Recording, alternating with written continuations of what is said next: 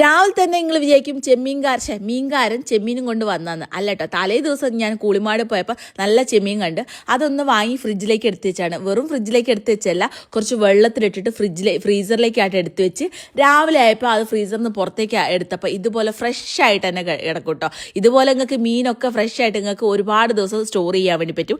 ഇങ്ങനെ സ്റ്റോർ ചെയ്യാത്ത ആൾക്കാരാണെങ്കിൽ ഇങ്ങനെ എന്തായാലും സ്റ്റോർ ചെയ്ത് നോക്കട്ടോ. അപ്പോൾ നമ്മൾ പറഞ്ഞു വന്നത് ആ കാര്യങ്ങളൊന്നുമല്ല. ഞാൻ ചെമ്മീൻ സിമ്പിളായിട്ട് ആ ഒരു കറിയാണ് കേട്ടോ വെക്കുന്നത്. ഞാനിങ്ങനെയാണ് വെക്കൽ. നിങ്ങളിങ്ങനെയാണ് വെക്കുന്നത് വെച്ചാൽ ഒന്ന് കമൻറ്റ് ബോക്സിൽ കമൻറ്റ് ചെയ്യുക. ഇനി ചെമ്മീൻ്റെ ഒരുപാട് വെറൈറ്റി ആയിട്ടുള്ള ഐറ്റം ഉണ്ട് കേട്ടോ.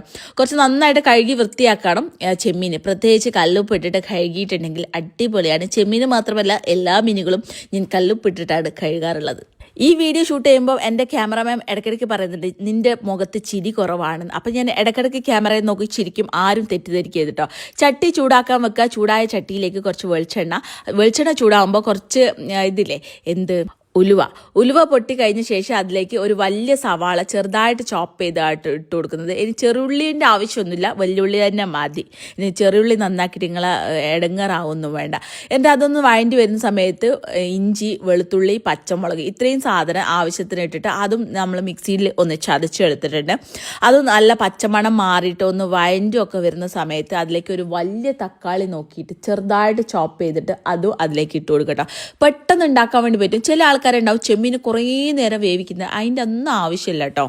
ഇനി മസാലപ്പൊടിയായിട്ട് മല്ലിപ്പൊടി, മഞ്ഞപ്പൊടി, ഗരം മസാല വേണമെങ്കിൽ കുറച്ച് ഇതാക്കുക, കുരുമുളക് പൊടി ആവശ്യത്തിന് മഞ്ഞപ്പൊടി, മുളക് പൊടി, കാശ്മീരി മുളക് പൊടി, കുരുമുളക്, ഗരം മസാല, ആവശ്യത്തിന് ഉപ്പ്, ഇത്ര തന്നെ. ഇപ്പോൾ കറക്റ്റ് ഓർഡറായി. എന്നിട്ട് അതും പച്ചമണം പോകുന്നവരെ ഒന്ന് നന്നായിട്ടൊന്ന് മിക്സാക്കി കൊടുത്ത് കഴിഞ്ഞ ശേഷം അതിലേക്ക് കുറച്ച് പുളി നമ്മൾ പിഴിഞ്ഞ് ഒഴിക്കണം കേട്ടോ.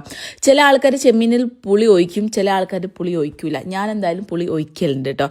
അതും കൂടി ഒഴിച്ചു കൊടുക്കുക. ആവശ്യത്തിന് കുറച്ചും കൂടി വെള്ളം ഒഴിക്കുക. പിന്നെ പ്രത്യേകിച്ച് ശ്രദ്ധിക്കേണ്ടത്, ചില ആൾക്കാർ ചെമ്മീൻ കുറേ നേരം വേവിച്ചെടുക്കുന്നുണ്ട്. കാരണം ആ വേവിച്ചെടുക്കുമ്പോൾ ആ ചെമ്മീനൊക്കെ കൂടി ടയർ പോലെ ഉണ്ടാവും. അങ്ങനത്തെ ഒന്നും ചെയ്യേണ്ട ആവശ്യമില്ല കേട്ടോ. ഒന്ന് കുറച്ച് വെന്താൽ മതി. ഒന്ന് 2-3 തിളയൊക്കെ ഒന്ന് തിളച്ച് കഴിഞ്ഞിട്ടുണ്ടെങ്കിൽ ചെമ്മീൻ പെട്ടെന്ന് വെന്ത്.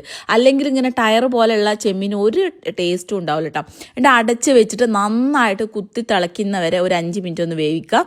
ആവശ്യത്തിനുള്ള കറിവേപ്പിലും വേണമെങ്കിൽ മല്ലിച്ചപ്പും കൂടി ഇട്ട് കൊടുക്കട്ടെ. എൻ്റെ കയ്യിൽ മല്ലിച്ചപ്പ് ഇല്ലാത്തതുകൊണ്ട് ഞാനത് സ്കിപ്പ് ചെയ്തിട്ടുണ്ട്.